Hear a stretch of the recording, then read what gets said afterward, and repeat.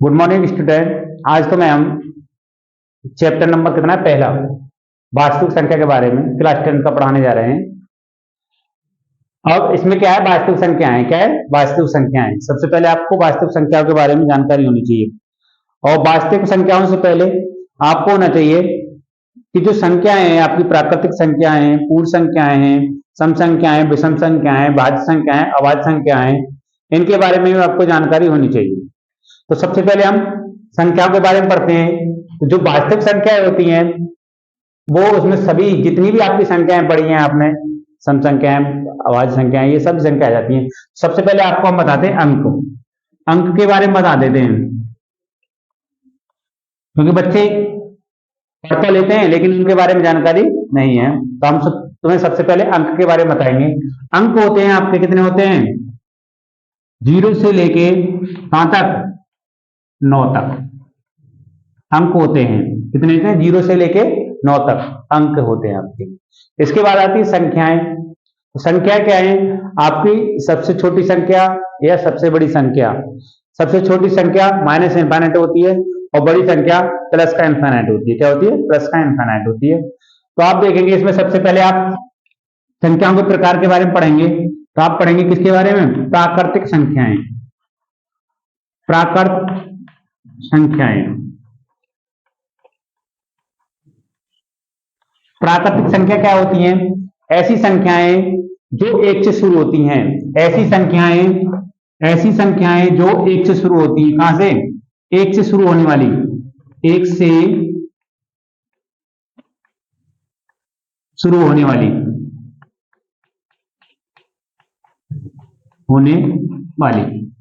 जैसे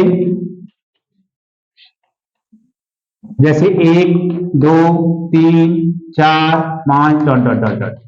इस dot dot का मतलब ये होता है कि भाई ये कहां तक जा रही है? अनंत तक जा रही है। कहां तक जा रही है? अनंत तक जा रही है। सबसे छोटी जो प्राकृतिक संख्या होती है आपकी कितनी होती है? 1 होती है। कितनी होती है? 1 होती है। छोटी होती है। कौन सी होती है? छोटी। और सबसे बड़ी आपकी अनंत होती है। क्या होती है? अनंत। अपरिभाषित कह देते हैं इसको। क्या बोलते हैं? अपरिभाषित कह देते हैं। अब इसके बाद आती है आपकी कौन सी? ये प्राकृतिक संख्या। और दूसरी आती है आपकी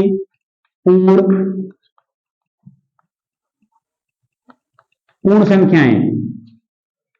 ये संख्या ऐसी किससे शुरू होती है? ऐसी संख्याएं जो 0 से शुरू होती हैं। ऐसी संख्याएं जो 0 से शुरू होती है। या यदि हम प्राकृतिक संख्याओं में क्या कहते हैं? 0 सम्मिलित कर दें तो किसका निर्माण होता है? आपकी प्राकृतिक संख्याओं का निर्माण होता है। किसका होता है? प्राकृतिक संख्याओं का निर्माण होता है। ये 0 से शुरू होती है। किससे? 0 से शुरू होने वाली।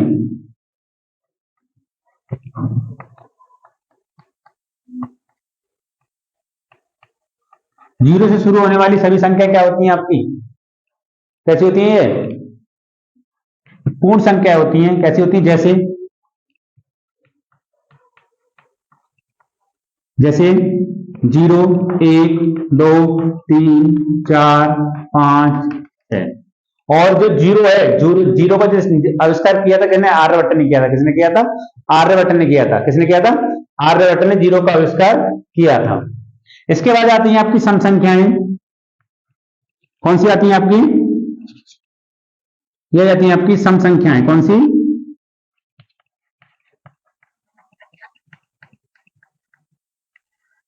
सम संख्याएं। ये सम संख्या कैसी होती हैं? ऐसी संख्याएं जो 2 से पूर्ण विभाजित होती हैं।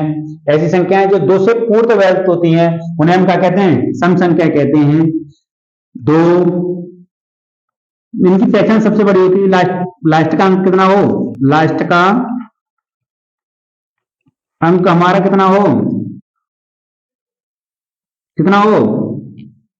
0 2 4 6 8। यदि हम पूरी डिटेल में पढ़ना चाहते हो संख्या के बारे में तो आप हमारी प्लेलिस्ट में जाएं, बेसिक मैथमेटिक्स में। किसमें जाएं? बेसिक मैथमेटिक्स में। हमने पूरी संख्याओं के बारे में क्या डिटेल में उसमें बता रखा है कि संख्याएं क्या होती हैं, अंक किसे कहते हैं, प्राकृतिक संख्याओं के बारे में परिभाषा भी लिख रखी है। तो वहां आकर आप जाकर देख लें। प्लेलिस्ट में पूरी संख्याओं के बारे में बना हुआ है।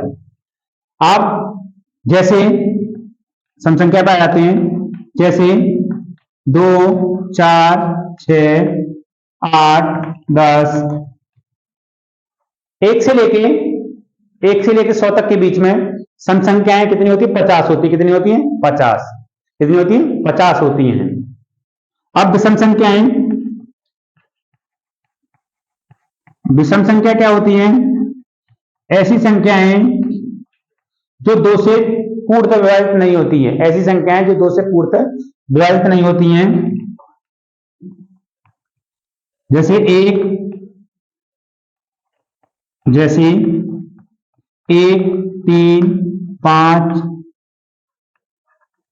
7 डॉट डॉट डॉट। ये भी क्या होती है? 1 से 100 तक के बीच में कितनी होती है? ये भी कितनी होती है? 50 होती है। कितनी होती है? 50 होती है। इन्हें नोट कर लें।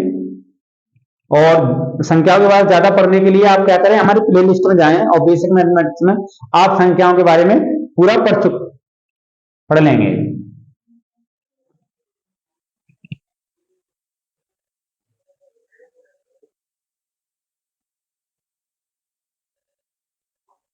कब पढ़ेंगे? देखो आपने विषम संख्या पढ़ ली, अब पढ़ेंगे आप अभाज्य संख्या। कौन सी होती है? अभाज्य संख्याएं। किसके बारे में पढ़ेंगे? अभाज्य संख्या के बारे में। ये संख्या कैसी होती है? ऐसी संख्या जिनके केवल 2 फैक्टर होते हैं। कितने होते हैं? ऐसी संख्याएं जिनके केवल 2 फैक्टर होते हैं। कितने होते हैं? केवल 2 गुणन खंड कह दो, फैक्टर कह दो। कितने होते हैं? 2 गुणन, केवल कितने? तो 2 गुणन खंड होते हैं। उनको क्या कहते हैं? हम अभाज्य संख्या कहते हैं। या इसकी दूसरी परिभाषा है ऐसी संख्याएं जो 1 से बड़ी स्वयं के अतिरिक्त अन्य किसी संख्या से पूर्णतः विभाजित नहीं होती हैं। ऐसी संख्याएं जो 1 से बड़ी तथा स्वयं के अतिरिक्त अन्य किसी संख्या से पूर्णतः विभाजित नहीं होती, उनको क्या कहते हैं? हम अभाज्य संख्या कहते हैं। जैसे 2, 3, 5, 7, 11, 13, 17 डॉट डॉट डॉट। एक बात ध्यान रखना, ये 1 से 100 तक के बीच में कितनी आती है? 25 संख्या आती है। कितनी आती है? 1 से 100 तक के बीच में कितनी आती है? 25 संख्या आती है। ये सबसे छोटी, ये कैसी संख्या है आपकी? समअभाज्य संख्या। कैसी है? सम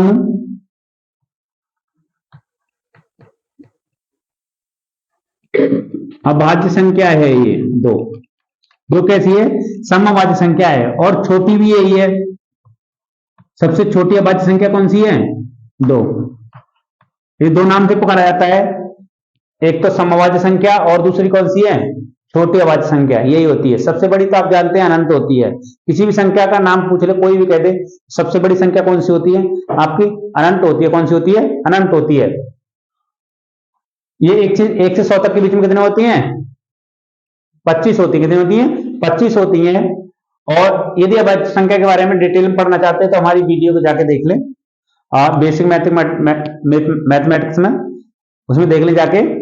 आपको पूरा डिटेल में दे रखा है, तो जाके प्ले लिस्ट में देख लें। अब इसके बाद आती है आपकी कौन सी? इसके बाद आती है भाज्य संख्याएं। कौन सी? भाज्य संख्याएं। ये तुम्हें नाम से ही पता चले कि भाज्य का मतलब जिसमें भाग चला जाए, जिनमें भाग चला जाए। ऐसी संख्याएं जिनके गुणनखंड 2 से क्या होते हैं? 2 से अधिक होते हैं। गुणनखंड कितने होते हैं इनके? गुणनखंड कितने होते हैं? देखो पहचान क्या है इसके? यदि हम 2 के गुणनखंड, देखो अभाज्य संख्या के बारे में देख लें। जैसे 2 है, 2 के हम गुणनखंड करें, 1 से चला जाएगा, 2 से चला जाएगा। 3 के करके देखें, इसके बारे में देख रहे हैं अभाज्य के में। 3 को देखें, 1 से चला जाएगा भाग, और 3 से। और कितने गुणनखंड आ रहे हैं इनके? 2 आ रहे हैं। ये ऐसी संख्या जिनके गुणनखंड कितने होते हैं? 2 से अधिक होते हैं। 2 से अधिक होते हैं। कितने होते हैं? 2 से अधिक होते हैं। जैसे 4, 6, 8, 9, 10, 12 डॉट डॉट डॉट। ये क्या है आपकी भाज्य संख्या है। क्या है ये भाज्य है। अब देखें इनके गुणनखंड कितने आते हैं, 2 से अधिक होते हैं। तो आप किसी भी संख्या को डालो, ये सबसे छोटी होती है, सबसे छोटी भाज्य संख्या 4 होती है। कितनी होती है 4। सबसे छोटी जो आपकी भाज्य संख्या होती है वो होती है 4। कितनी होती है 4। यदि हम अब देखो 4 को उठा लें, 4 के गुणनखंड करें हम, तो 1 से भाग जा रहा है, इसमें 2 से जा रहा है और 4 से जा रहा है। तो इसके गुणनखंड कितने आए आपके 3, मतलब 2 से अधिक हैं। इसलिए क्या है ये अभाज्य संख्या है। कैसी है नहीं सॉरी भाज्य संख्या है। कैसी है भाज्य संख्या है। जो गुणनखंड कितने आ रहे हैं 3 आ रहे हैं। नोट कर लें इनको। अब देखेंगे हमने भाज्य संख्या पढ़ लिया, पढ़ेंगे पूर्णांक। पूर्णांक क्या होता है, ऐसी संख्याओं का ऐसा समूह जिसमें आपकी धनात्मक संख्या ऋणात्मक संख्या और कौन सी होती है आपकी जीरो सम्मिलित हो। कैसा हो जीरो सम्मिलित हो, तो उसे क्या कहते हैं पूर्णांक कहते हैं। संख्याओं का ऐसा समूह जिसमें क्या हो आपका जीरो भी हो, आपकी प्लस की भी संख्याएं हो और आपकी कैसी हो बेटा डॉट डॉट डॉट। इधर क्या देते हैं माइनस का 1, माइनस का 2, माइनस के 3 डॉट डॉट डॉट। अब इसमें क्या है, ये जो पोर्शन होता है ये वाला, ये आता है आपका ऋणात्मक पूर्णांक। कौन सा होता है,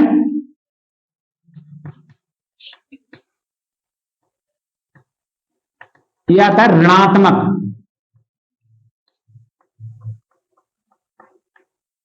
ये होता है ऋणात्मक पूर्णांक और ये होता है आपका धनात्मक पूर्णांक। कौन सा होता है धनात्मक।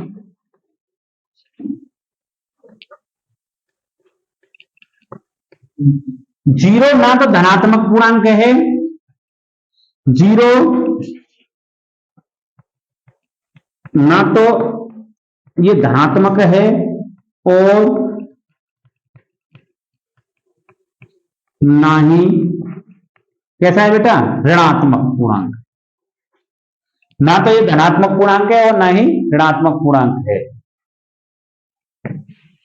अब इसके बाद आता है आपका पूर्णांक के बारे में पढ़ लिए। ये देखो इधर वाले दिख रहे हैं तो माइनस वाले हमको ऋणात्मक पूर्णांक और इसको धनात्मक पूर्णांक। जीरो ना तो धनात्मक पूर्णांक है और ना ही ऋणात्मक पूर्णांक है। ये हमने शॉर्टकट में बता रहे हैं। आप इनको जब पूरा पढ़ना चाहते हैं तो हमारी जाके प्लेलिस्ट में देख ले बेसिक मैथमेटिक्स में, उसमें आपका ये पूरी संख्याओं के बारे में डिटेल में पढ़ा चुके हैं हम। बेसिक में जाकर देख लें उसे। अब इसके बाद आता है पूर्णांक के बाद आपकी आती है परमेय संख्याएं। कौन सी परमेय संख्याएं।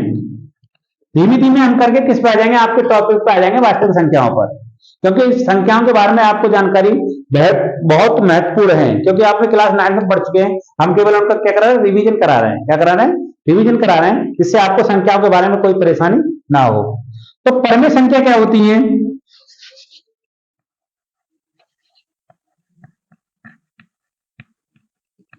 परमेय संख्याएं। परमेय संख्या क्या क्या क्या होती है, ऐसी संख्याएं जो P अपॉन Q के रूप में लिखी जाती है। ऐसी संख्याएं जो P अपॉन Q के रूप में लिखी जाती हैं। ऐसी संख्याएं जो P अपॉन Q के रूप में लिखी जाती है। किसके रूप में, जहां Q का मान क्या होता है 0 के बराबर नहीं होता है। जैसे जैसे आपका देखो 0, 1, 2, 3 और आप 1/2, 5/4, 7/8, ये सभी कैसी हैं, ये परमेय संख्याएं। कैसी है परमेय संख्याएं।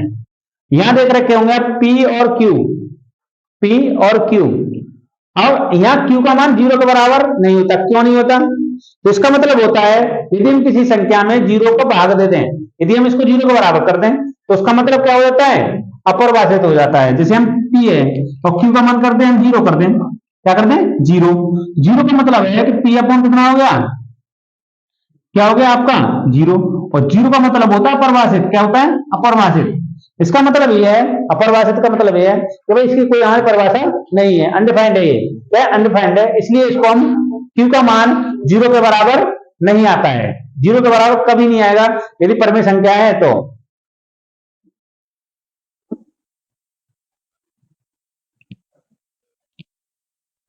आपने पढ़ा, क्या पढ़ा था? वास्तविक संख्या, ओ परमेय संख्या के बारे में। अब किसके बारे में पढ़ेंगे आप? अपरमेय संख्याएं। कौन सी? अपरमेय संख्याएं। थोड़ा परमेय के बारे में और बता दूं मैं। यदि किसी संख्या में हम भाग दें, क्या करें? यदि हम किसी संख्या में भाग दें, वो पूर्ण विभाजित होता है। जैसे हमने कहा 1.2 और इसका भाग दिया कितना? 0. कितना था? 5 आ रहा है। मतलब भाग देने पर या तो और क्या हो जाए? पूर्ण विभाजित हो जाए, या उसका रिपीटेशन हो। क्या हो? उसका रिपीटेशन हो। जैसे 0, इसका 0. कितना आ रहा है? 3. मतलब ये रिपीटेशन हो रहा है, इसका कहीं नहीं रुक रही है, तो इसको भी हम क्या कहते हैं? ऐसी संख्याओं को हम क्या कहते हैं? परमेय संख्या होती है। कैसी होती है? ये भी परमेय संख्या होती है। कैसी होती है? परमेय संख्या होती है। अब हम किसके बारे में पढ़ेंगे? परमेय, अपरमेय की संख्या के बारे में। किसके बारे में पढ़ेंगे? अपरमेय संख्याएं। अपरमेय संख्याएं। अपरमेय संख्या कैसी होती है? ऐसी संख्याएं जो p बट्टे q के रूप में नहीं लिखी जाती हैं। ऐसी संख्याएं जो p अपॉन q के रूप में नहीं लिखी जाती हैं, उनको हम क्या कहते हैं? अपरमेय संख्या कहते हैं। जैसे, और इनकी खास होती है, इन संख्याओं में यदि भाग दें, क्या करें? भाग दें, तो इनकी कोई पुनरावृत्ति नहीं होती है। भाग देने पर पॉइंट के बाद पुनरावृत्ति नहीं होती है। जैसे हमने √2, √3, √5, √7, √11, 10 कर दो। ये क्या है आपकी? कैसी संख्या है ये सभी क्या है आपकी? अपरमेय संख्या है। या आप ऐसे कहते हैं 2 प्लस का √3, ये भी कैसी है आपकी? अपरमेय संख्या है। 2 माइनस के √5, ये भी क्या है आपकी? अपरमेय संख्या है। आप कहते हैं कि भाई 2 अपॉन √3, ये भी क्या आपकी? अपरमेय संख्या है। कैसी है? अपरमेय संख्याएं हैं। ये सभी क्या है? आपकी अपरमेय संख्याएं हैं। और एक आता है आपका पाई। पाई भी क्या है आपका? जिसकी वैल्यू 22/7 होती है। कितनी होती है? पाई बराबर कितना होता है? 22। ऐसे बना लें पाई को। इसकी वैल्यू कितनी होती है? 22/7। ये अपरमेय होती है। कैसी होती है? परंतु ये कौन सी होती है? परमेय। ये कौन सी होती है? परमेय संख्या होती है। कभी भी पाई का मान इसके बराबर नहीं होता। ये तो हम कैलकुलेशन करने के लिए इसको 22/7 रखते हैं, क्योंकि पाई और ये अपरमेय संख्या है और कौन सी है? परमेय है। इसलिए पाई का मान किसके बराबर नहीं होता? 22/7। ये तो हम कैलकुलेशन करने के लिए क्या करते हैं? इसको मान लेते हैं कि 22, इसका मान कितना है? पाई का मान 22/7। ये हम केवल क्षेत्रफल, जब क्षेत्रफल निकालते हैं वृत्त का या किसी का निकालते हैं तब मानते हैं इसको। ठीक है? ये भी क्या है? अपरमेय संख्या के बारे में पढ़ लिया।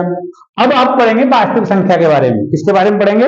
वास्तविक संख्या के बारे में। जब तक आपको चैप्टर के बारे में जानकारी नहीं होगी तो आप क्वेश्चन करने में मन नहीं लगेगा, क्योंकि संख्याओं के बारे में जानकारी आपको होनी चाहिए। और डिटेल में पढ़ना चाहते हैं इन संख्याओं के बारे में तो हमारी प्ले लिस्ट में चले जाएं। बेस में आपका बेसिक मैथमेटिक्स दे रखा है, उसमें उससे जाकर आप पूरी पढ़ लें। आपसे रिक्वेस्ट है कि आप उसे जाकर देखें, जिससे आपको क्या हो? जानकारी हो संख्याओं के बारे में। जब तक आपको संख्या के बारे में जानकारी नहीं, क्योंकि हम वास्तविक संख्या पढ़ेंगे और संख्या के बारे में हम जानकारी नहीं है, क्योंकि जो वास्तविक संख्या होती है, सभी संख्याओं क्या होती है? सभी संख्या किसमें समावित होती है? वास्तविक संख्या में होती है। किसमें होती है? वास्तविक संख्या में। नोट कर लें इनको। अब पढ़ेंगे हम वास्तविक संख्या के बारे में। आपने सभी संख्याओं के बारे में पढ़ लिया। आपने पढ़ लिया प्राकृत संख्या के बारे में, आपने पढ़ लिया हमने पूर्ण संख्याएं, सम संख्याएं, भाज्य संख्या, भाज्य संख्याएं, पूर्णांक, परमेय संख्याएं, अपरमेय संख्या। अब क्या होगा? वास्तविक संख्याएं। जितनी भी आपने संख्याओं के बारे में पढ़ा है वो सभी क्या होती हैं? आपकी वास्तविक संख्या होती है। क्या होती है? वास्तविक संख्याएं। तो वास्तविक संख्या क्या होती है? ऐसी संख्याएं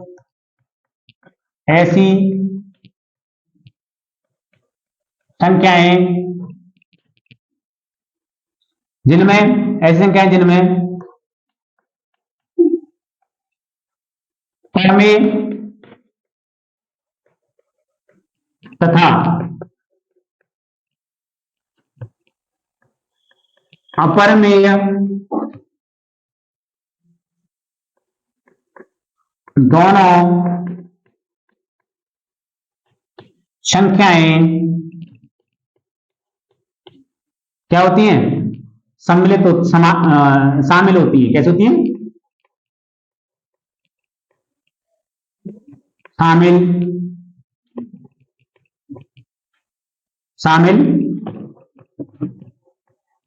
होती हैं। उनको हम क्या कहते हैं? वास्तविक संख्या कहते हैं। क्या कहते हैं? वास्तविक संख्या। इनमें दोनों परमेय तथा अपरमेय दोनों संख्या आ जाती हैं, इसलिए हमको क्या कहते हैं? वास्तविक संख्या कहते हैं। क्या कहते हैं? वास्तविक संख्याएं कहते हैं। जैसे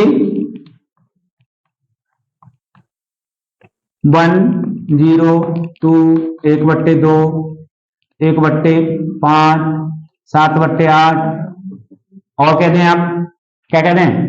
√2, √3, √4। ये जितनी भी आपकी संख्याएं आएंगी वो किसमें आएंगी? आपकी वास्तविक संख्याओं में आएंगी। कौन सी आएगी? सभी संख्या किसमें आ जाती हैं? वास्तविक संख्या में आ जाती हैं आपकी। परमेय, अपरमेय।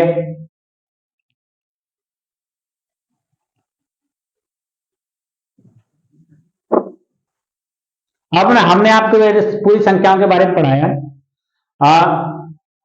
कल नेक्स्ट वीडियो लाएंगे इसके लिए, तो उसमें आपको हम इक्वल विभाजन के द्वारा क्वेश्चन करना सिखाएंगे। HCF, LCM इनके बारे में हम पूरा डिटेल में बताएंगे और क्वेश्चन भी कराएंगे। और यदि तुम्हें हमारी जो वीडियो ये अच्छी लग रही हो तो इसे लाइक करें और सब्सक्राइब करें और ज्यादा से ज्यादा शेयर करें, जिससे सब बच्चों को क्या मिले? इसका लाभ मिल सके। धन्यवाद।